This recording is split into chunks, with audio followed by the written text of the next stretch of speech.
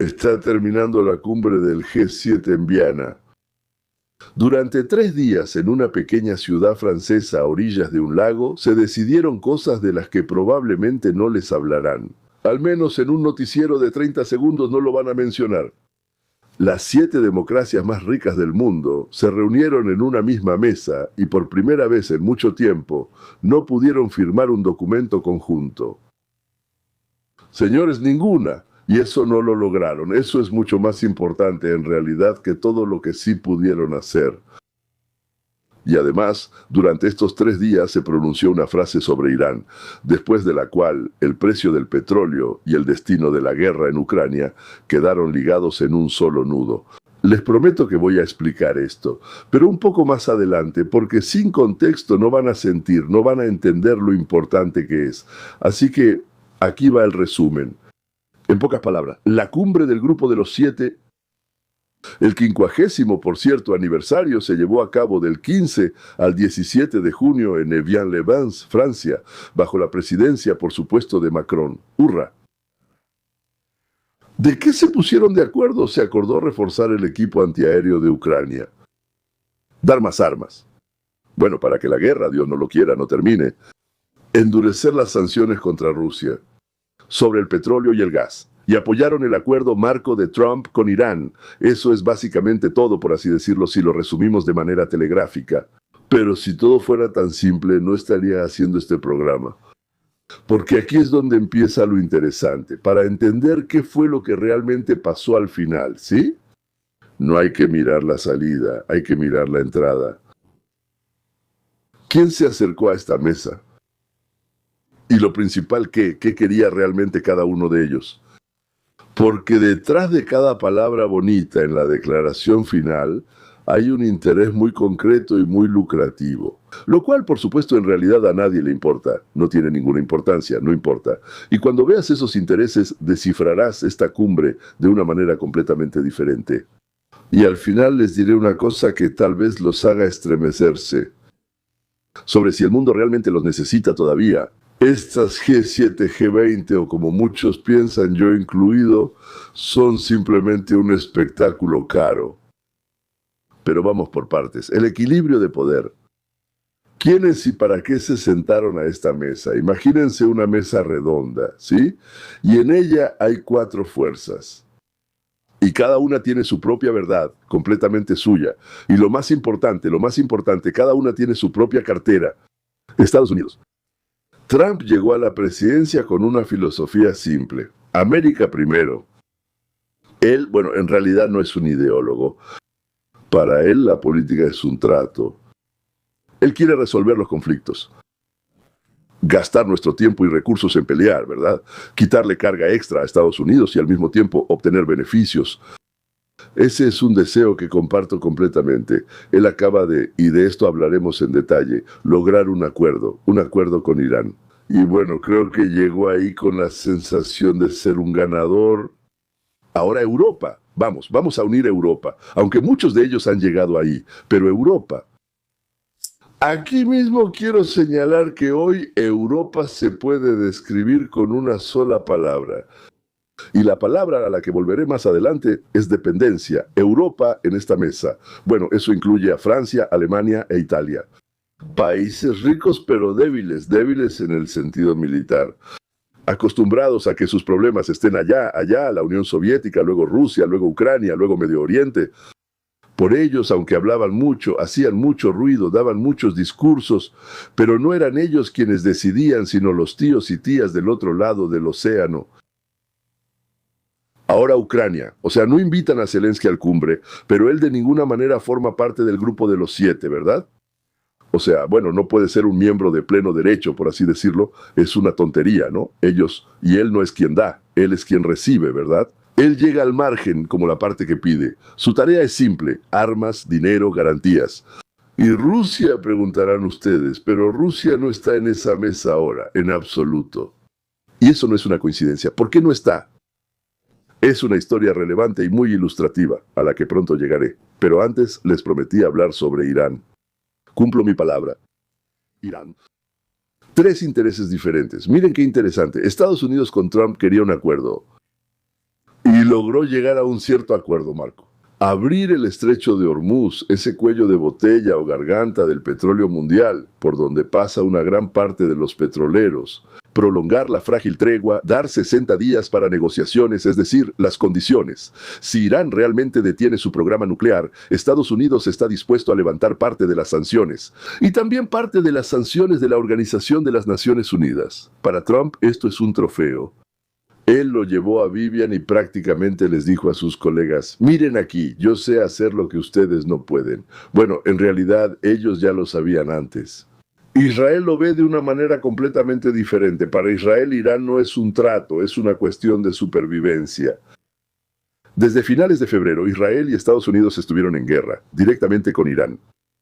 Y cualquier acuerdo marco para Jerusalén suena como mínimo preocupante. ¿No le dará esto una pausa a Teherán para tomar un respiro y reunir fuerzas? Por eso Macron subrayó especialmente una frase que, como se dice, vale la pena escuchar. Es de importancia crítica. Entonces dijo él, para que Irán, Hezbollah e Israel no reanuden las acciones militares. Lo traduzco. En términos diplomáticos todos entienden que el alto el fuego se mantiene solo por la palabra de honor. Por eso, muchachos, por favor, aunque sea un poco, denos algo. ¿Sí? Eso es. Europa. En Europa, el petróleo iraní y la estabilidad iraní son mucho más necesarios que en Estados Unidos. ¿Por qué? Porque otra vez esa palabra, dependencia. Europa depende de la energía de Medio Oriente. Eso afecta a Europa. Entonces cualquier salto en el precio del petróleo es un golpe para Europa. Y aquí está el punto clave que les prometí. Ya dije que volvería a este tema, ¿verdad? Recuerden, en cuanto Trump abrió el grifo y bajó el precio del petróleo, inmediatamente se hizo posible golpear a Rusia con sanciones petroleras sin aumentar los precios mundiales. Es decir, el acuerdo iraní de Trump despejó el camino para que Europa golpeara el presupuesto ruso. Un evento abrió paso a otro. En la prensa ya lo han llamado, por así decirlo, un intercambio. Irán a cambio de Ucrania. Y yo no entiendo mucho. O sea, no me meto en eso, no lo entiendo muy bien, creo que sí. Pero, digamos, se los conté porque ya los titulares están llenos de eso, por lo que les gustó. Así, digamos, lo destacan varios periódicos importantes de Europa. Mantengan esa idea en la cabeza, todavía nos va a servir. ¿Por qué no estuvo Rusia? ¿Y qué estaba haciendo Rusia, como quien dice, en vez de participar en las negociaciones? O sea, negociaciones. El Grupo de los 7 es un club de 7 democracias industriales. Estados Unidos, Gran Bretaña, Francia, Alemania, Italia, Japón, Canadá, más la Unión Europea representada por separado, digamos, sí, aparte Francia, aparte Alemania, aparte Italia, más la Unión Europea. Y Rusia formaba parte de ella, desde el 98 hasta el 14. En ese entonces se llamaba el Grupo de los 8, el Grupo de los 8. Y 8 menos 1, menos Rusia, resultó ser el Grupo de los 7. Y luego, en marzo del 14, Rusia anexó Crimea. Y simplemente la excluyeron, desde entonces otra vez son 7, porque eran 7, luego llegó, a Rusia luego la excluyeron, y no la dejan volver. Al menos ahora no la dejan volver. Pero el asunto ya ni siquiera es sobre el 2014, después de la invasión a gran escala, eso ya es el 22, ¿verdad? Rusia, pues, es la invitada ausente. Porque esto, eso sí que no te lo vamos a perdonar, no te lo perdonamos. Crimea todavía, eso todavía, lo otro todavía, pero esto sí que no lo vamos a perdonar. Entonces Rusia pasó de ser, pues, a veces un rival, a veces un socio, a veces un proveedor, a convertirse en el principal enemigo. La pusieron, por así decirlo, en el mismo estatus que la Unión Soviética. Contra quien esta mesa, por así decirlo, se reúne, ¿no? Ustedes se reúnen. ¿Sí? No está aquí no porque se les olvidó. Se les olvidó. ¿Y dónde está Rusia? Rayos, se nos olvidó invitarla. No está aquí porque ahora está del otro lado. No es participante, es el tema de conversación.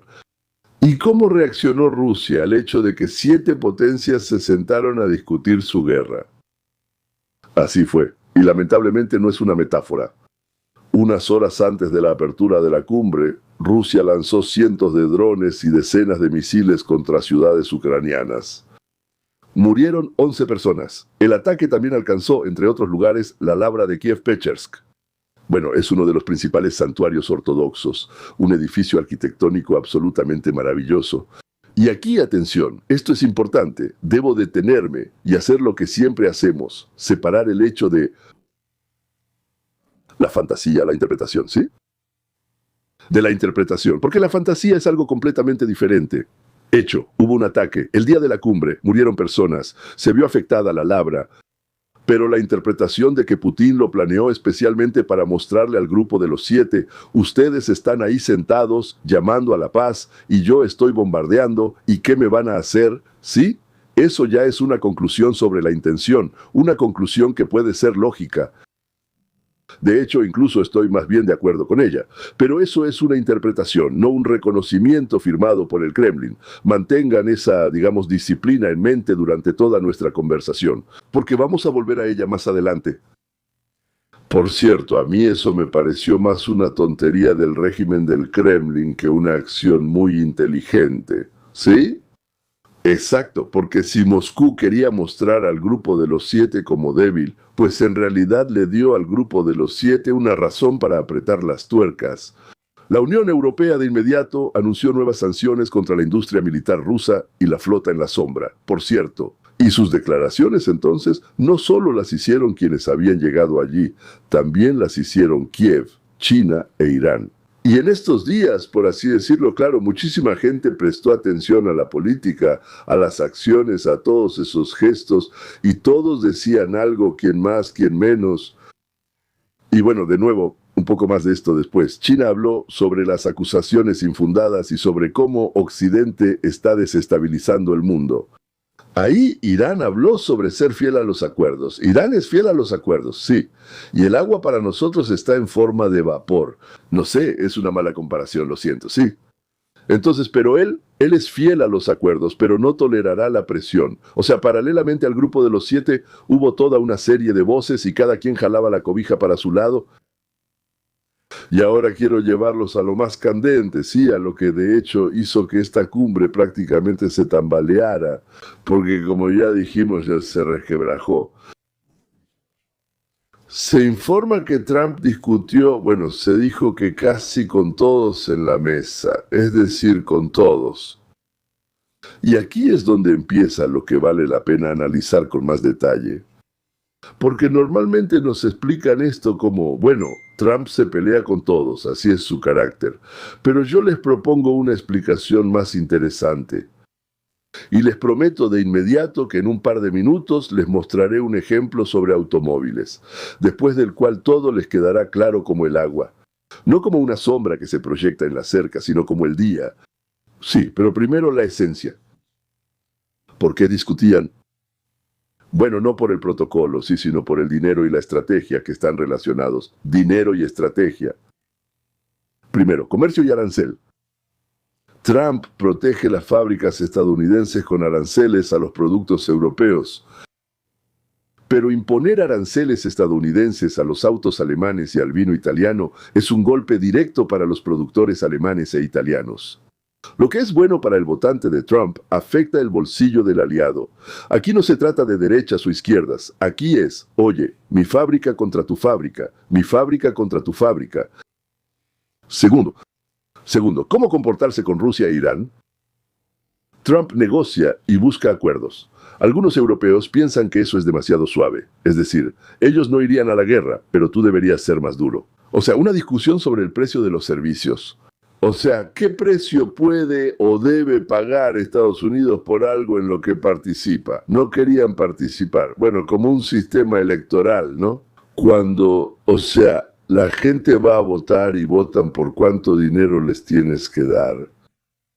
Y ahora el ejemplo prometido, el más representativo. Giorgia Meloni, la primera ministra de Italia, según todos los libros de texto, es la persona más cercana a Trump en la mesa. Sí, ideología. Ella es de derecha, es nacionalista, es euroescéptica. Debe mantenerse firme, entendido. Hombro con hombro. ¿Y qué? Ella sigue discutiendo con él de todos modos. ¿Por qué? Señores, cuando se trata de lana, lo voy a traducir del lenguaje callejero al diplomático. Estamos hablando de aranceles para autos y quesos italianos. Y Y Meloni no está defendiendo una idea equivocada, está defendiendo a Italia. Su trabajo no es ser la aliada ideológica de Trump.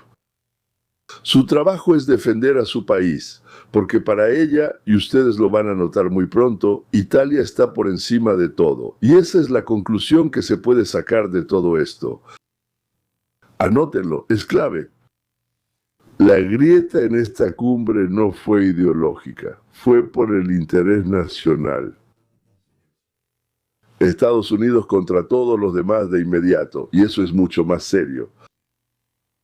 Las ideas. Las alianzas militares son tan flexibles, sí, es fácil reorganizarlas, pero cuando chocan los intereses fundamentales, reales y monetarios de los países, de quién sobrevivirá la fábrica y de quién desaparecerá, quién le paga a quién, esas son las verdaderas grietas. Son profundas y duran más tiempo. Meloni está aquí, ella es como papel tornasol, si incluso ella está en contra, no se trata de opiniones. ¿Y ahora qué es lo que Trump no esperaba de Europa? Es decir, lo que realmente considero el corazón de esta historia o aquello de lo que no se habla en voz alta. Trump entiende perfectamente que Europa no está obligada a ayudar a Estados Unidos. Nadie le debe nada a nadie. Por cierto, esa también es mi idea favorita. Pero él estaba realmente seguro, y yo, siendo honesto, también, de que Europa al menos no iba a estorbar, que dejaría tranquilamente que Estados Unidos hiciera lo que ya está haciendo por todos. Resolver los problemas mundiales, y lo que él realmente no esperaba era que Europa empezara a poner trabas. Y aquí está la amarga verdad para Europa. Que en esencia Trump fue quien las trajo y las puso sobre la mesa. La mayoría de los problemas que estamos discutiendo son suyos. Europeos, no estadounidenses. La guerra en Europa. Chicos, esta es una guerra en Europa, no en Estados Unidos. La energía del Medio Oriente, el estrecho de Hormuz, la calma alrededor de Israel e Irán. ¿De qué están hablando? Ustedes lo necesitan mucho más que nosotros al otro lado del océano. Y a Trump cada vez le disgusta más una costumbre europea. Que sus problemas europeos los resuelva él o alguien más, da igual quién, pero lo principal es que no sean ellos. Que eso se haga desde el otro lado del océano y que ellos no tengan que responder por nada. Con dinero, armas, soldados, ellos seguirían manteniendo su postura y recibirían. Esa es la palabra que les pedí recordar, dependencia. Aquí suena a todo volumen. Europa quiere que la protejan y al mismo tiempo quiere dictarle al protector cómo debe comportarse, es decir, pone condiciones. Bueno, eso no pasa así, damas y caballeros, eso solo pasa en otro mundo, no en el mundo en el que vive Trump. Bueno, y si llega a pasar no dura mucho. Vamos a repasar lo que sí aprobaron. Voy a tomar lo principal, lo que nos concierne a nosotros y a la guerra. Sobre Ucrania se registró literalmente un apoyo inquebrantable a la libertad, la soberanía, la integridad territorial y los valores. Inquebrantable, suena fuerte. Pero, en general, escuchen bien, esto es una declaración. Es una declaración de principio. ¿Y qué vamos a hacer si acaso ahí no se dice? Es un marco bonito, pero no obliga a nadie a nada. Apoyamos inquebrantablemente. Bueno, está bien. Bueno, pero les estamos estorbando para pelear, ahorita nos hacemos a un lado. Eso es. Más allá de eso, algo concreto. Reforzar la defensa aérea.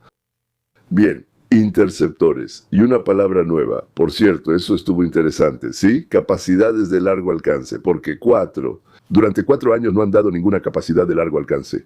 Pero de repente empezaron a hablar de ellas. Esto ya se trata de armas que golpean en el interior de Rusia. Antes evitaban esa palabra, su aparición. Esto sí es una verdadera escalada. ¿Entienden que esto es una verdadera escalada? Entiendo que los ucranianos quieren esto. Sí, sí, sí. Perfecto, decidido. Pero eso es una escalada. Y después astuto.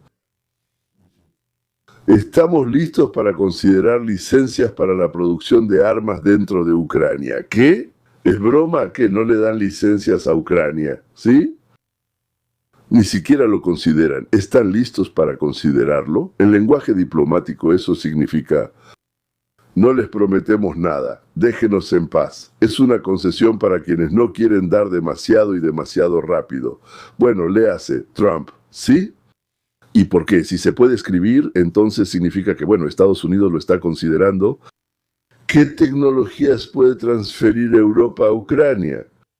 Es completamente incomprensible porque sus tecnologías son estadounidenses.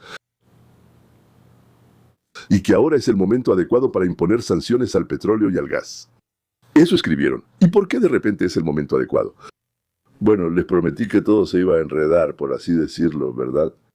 Aquí está, porque el acuerdo con Irán bajó el precio del petróleo, y ahora pueden golpear al petróleo ruso sin arruinarse a sí mismos. ¡Hurra! Ah. Y ahora, lo que no está en este anuncio, declaración, proclamación, y el silencio aquí dice más que cualquier otra cosa, como si en el texto no hay ni una palabra sobre negociaciones. Alto el fuego. Paz.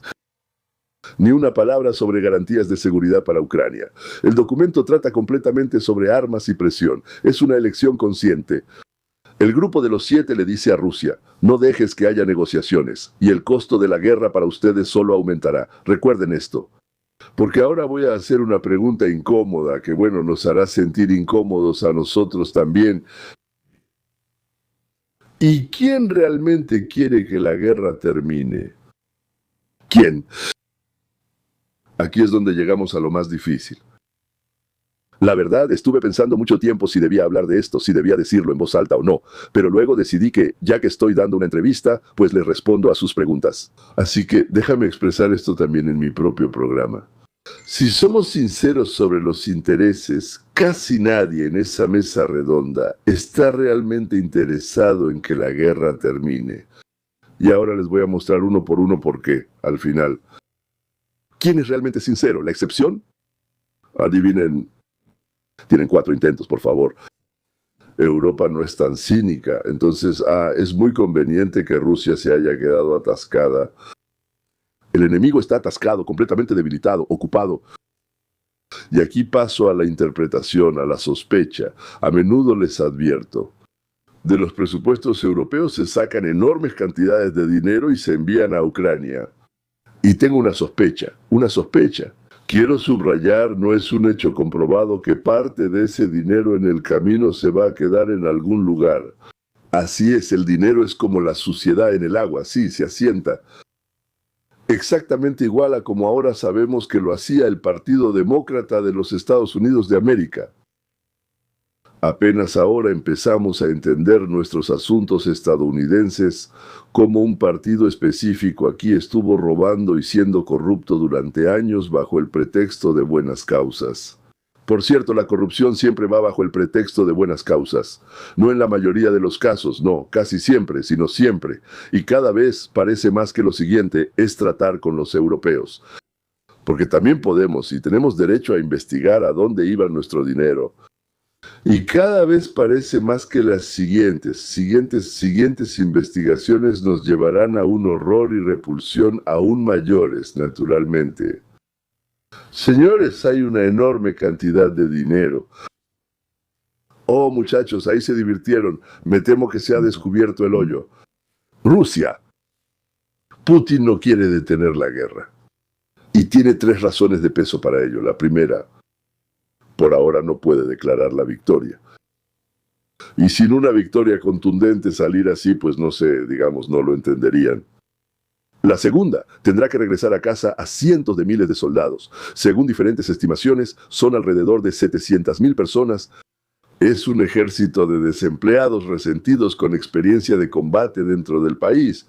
No es muy bueno, sí. Ojalá, ¿no? Tercero, las fábricas militares que ahora están trabajando a toda máquina tendrán que ser urgentemente reconvertidas para uso civil. Y eso es un golpe para la economía que solo se sostiene gracias a la guerra. Detenerse no es nada conveniente, por los 3 puntos a la vez. Y atención, un giro aparte que en realidad pocos mencionan. Rusia no está interesada en que termine la historia de Irán. ¿Por qué? ¿Por qué? Bueno, en primer lugar, Irán es un aliado, y si Rusia lo traiciona, perderá credibilidad ante todos los que confían en ella. En segundo lugar, esto es puramente por dinero. Si se levantan las sanciones a Irán, Irán lanzará al mercado una enorme cantidad de petróleo. Y el petróleo iraní barato es, bueno, no sé, competencia directa para el ruso. En Moscú eso es como un cuchillo afilado, muy afilado, como solían decir antes. ¿Sí? En tercer lugar, cuanto más tiempo Estados Unidos se atasque en Medio Oriente, menos fuerzas tendrá para Ucrania. Así que a Rusia le conviene que ahí también siga ardiendo. Y por más tiempo, Ucrania. Aquí es más sutil. Los ucranianos, la gente quiere que los asesinatos se detengan.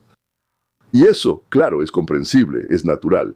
Pero detener las acciones militares y decidir qué parte se quedará Rusia, eso, como ya expliqué en el programa anterior, son cosas completamente diferentes. Son dos cosas muy distintas. Legalmente Ucrania no puede ceder tierras. Porque existe una constitución, hay un referéndum, existe el principio de que no se puede recompensar la ocupación. Así que, de alguna manera, también aquí son esclavos de la situación. El simple deseo de terminar a cualquier precio no será suficiente. Entonces, ¿qué queda? Queda una sola persona. Donald J. Por paradójico que parezca, es el único. ¿Por qué Stallone?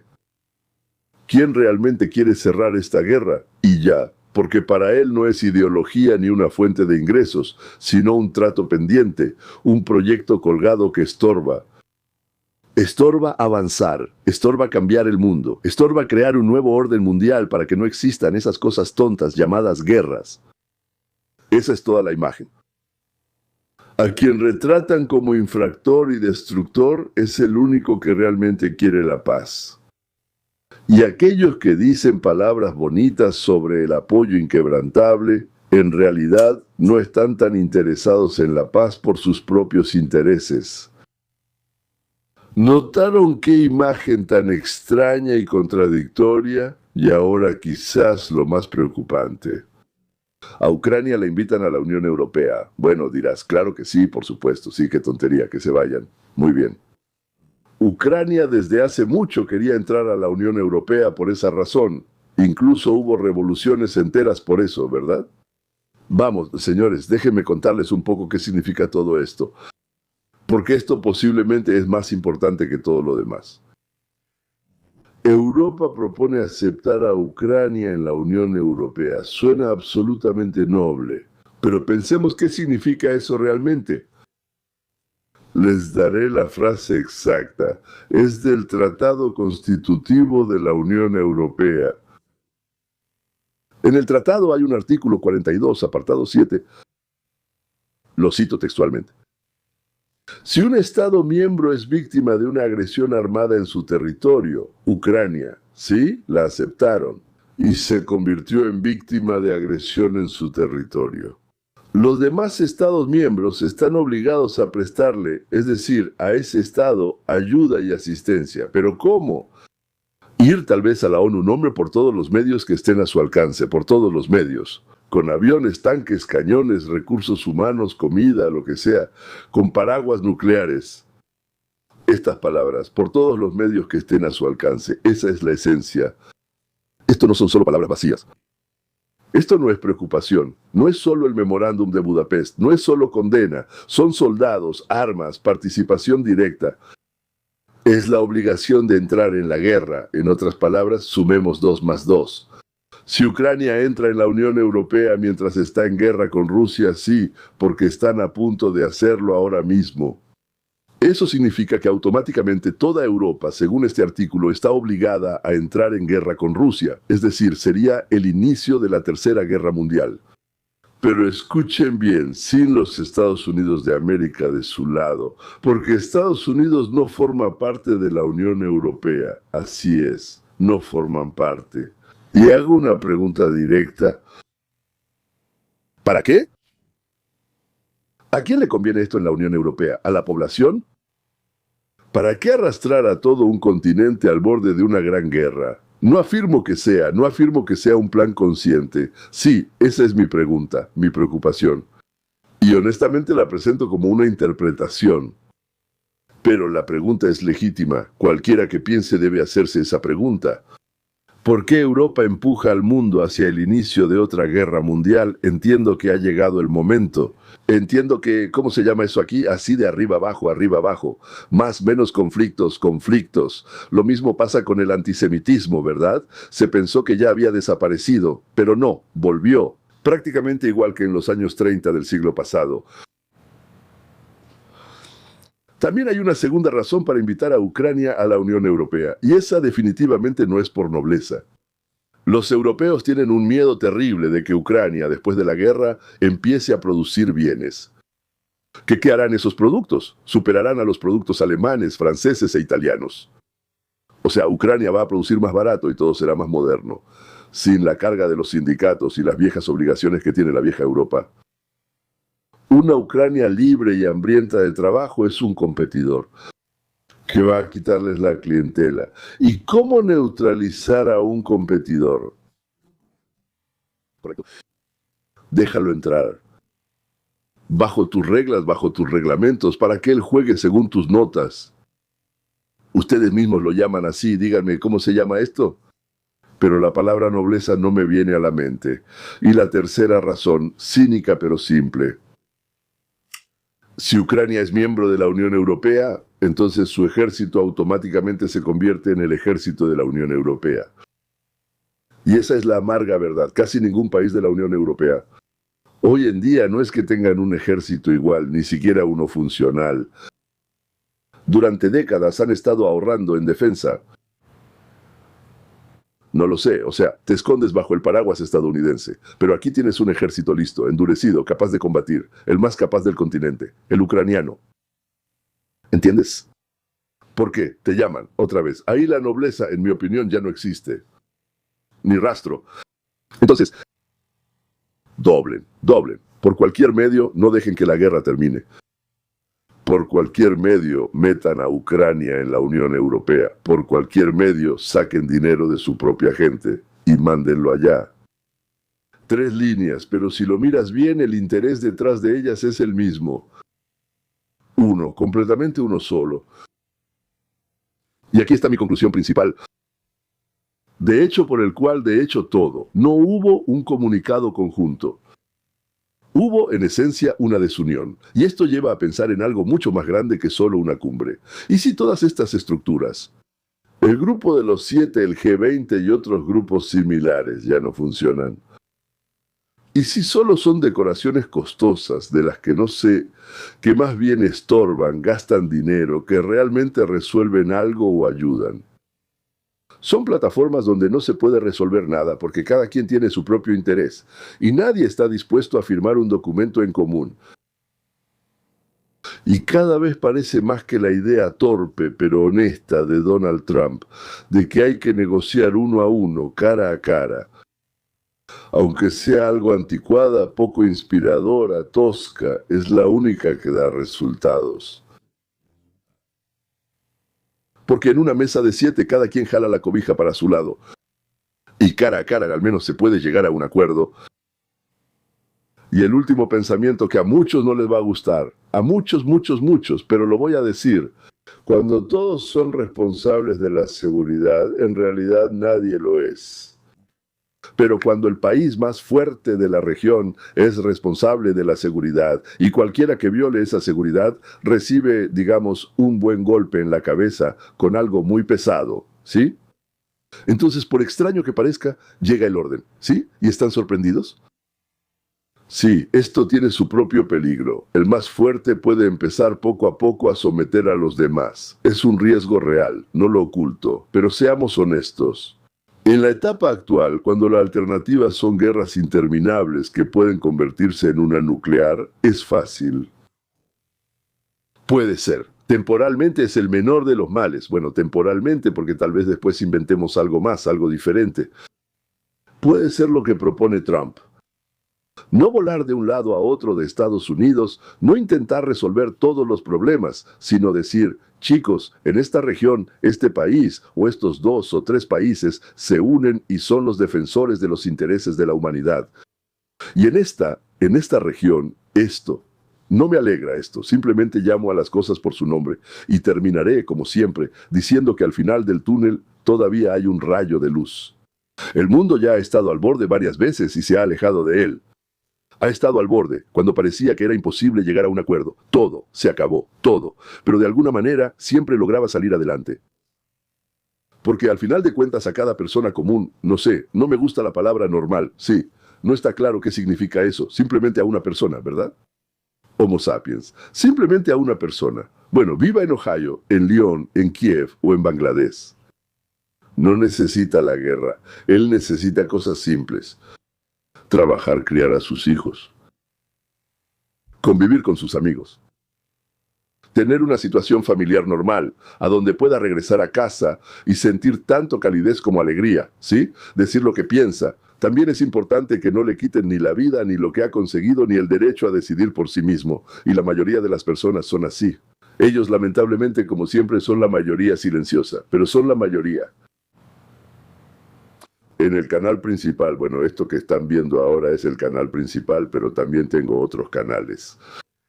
Todos los días analizo qué es lo que realmente hay detrás de las bonitas imágenes de las noticias. A veces hasta 2 veces. Últimamente así ha pasado, que incluso 2 veces.